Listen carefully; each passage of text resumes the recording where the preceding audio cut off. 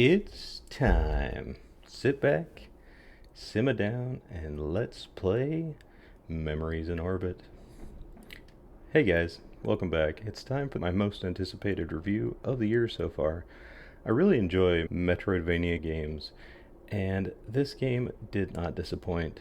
When I first started playing this game, I could truly feel that something bad happened in this world. From the music, to the art, to everything around me gave me that vibe. As you play through the game, you awaken the world, and you feel the world grow around you. The more you play, the more amazing the world continues to feel. The music in this game is amazing, but saying that means very little.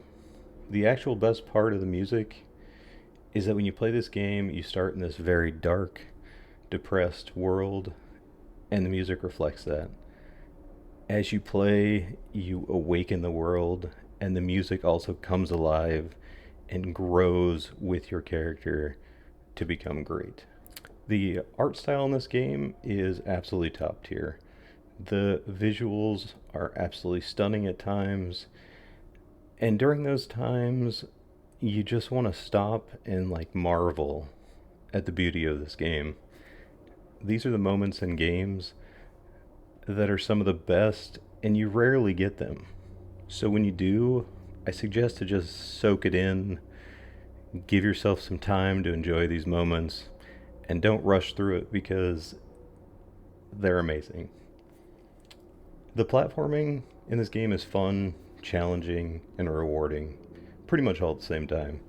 Um, it's just challenging enough that it keeps you engaged, but it still makes it fun.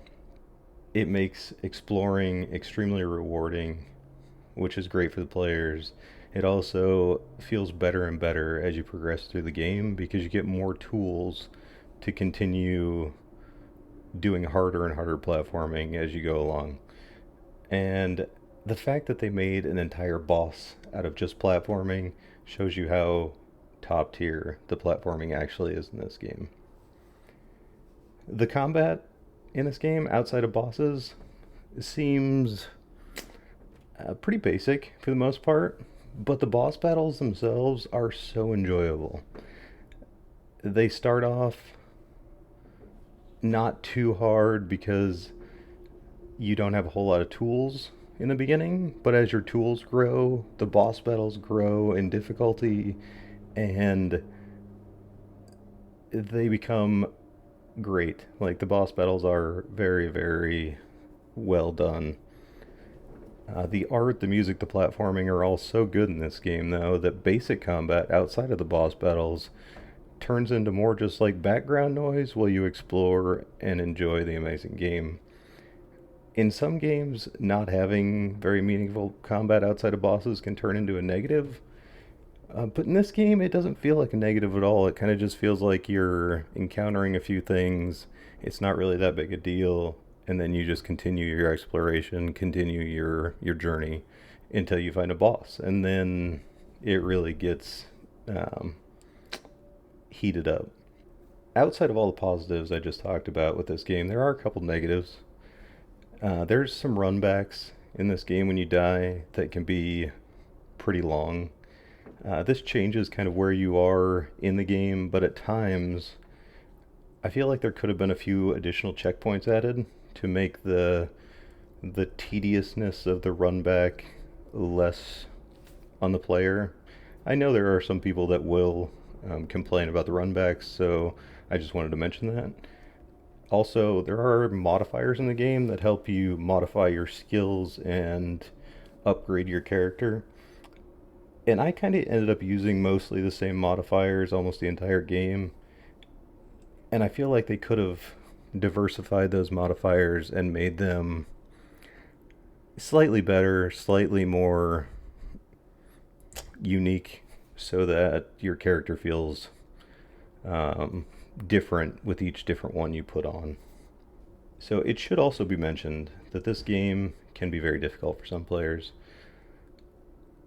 If you're just looking for a chill game to jump around in, to just kind of explore for some fun, this might not be the game for you. But if you're looking for a fun Metroidvania game that's challenging, that has really amazing platforming, that has great music, art style's incredible, then this game is perfect for what you're looking for. I was looking through reviews of this game just to kind of get an idea what people were thinking, and most of the negative reviews I realize of this game are from people that played under 2 hours. And you have to realize when you're only an hour or two into this game, you're playing in a, like I was saying, through a art style that's very like depressed. You're in a dark world. You lack movement skills. You lack fast travel at that point.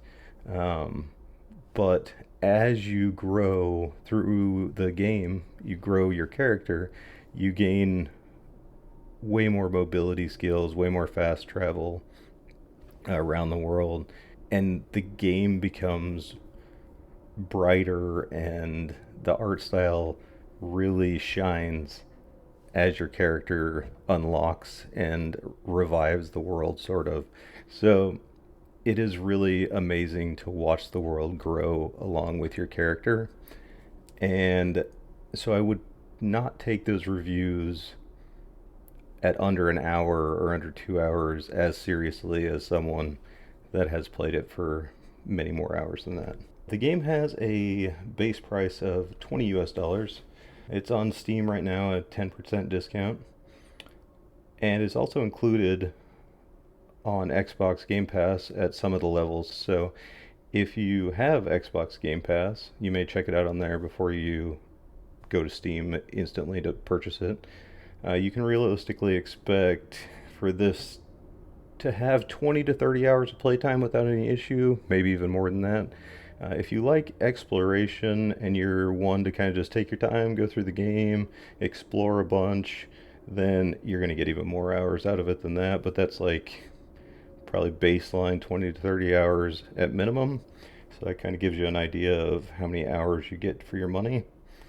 Between the great story, the music, the art style, the platforming, the really fun boss battles in this game, I'd say this game was easily an 8.5 out of 10 for me. I could go on and on and on with good things to say about this game. But overall, I feel like this game's an actual experience that you should take on for yourself. And I highly, highly recommend this game. And I extremely enjoyed my time playing the game.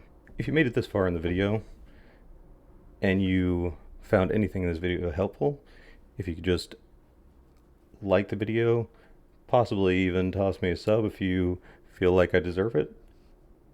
I also have a new game review coming each and every week, and if you want to see me review a game, you can always just leave that in the comments, and I might even be able to get to the game that you want to see reviewed as well as the game that I'm normally reviewing that week. So don't be afraid to comment any game that you want to see reviewed in the comments. I may be able to get to that as well. I hope I was able to help you make an informed decision about Memories in Orbit. And as always, keep it chill and keep playing good games.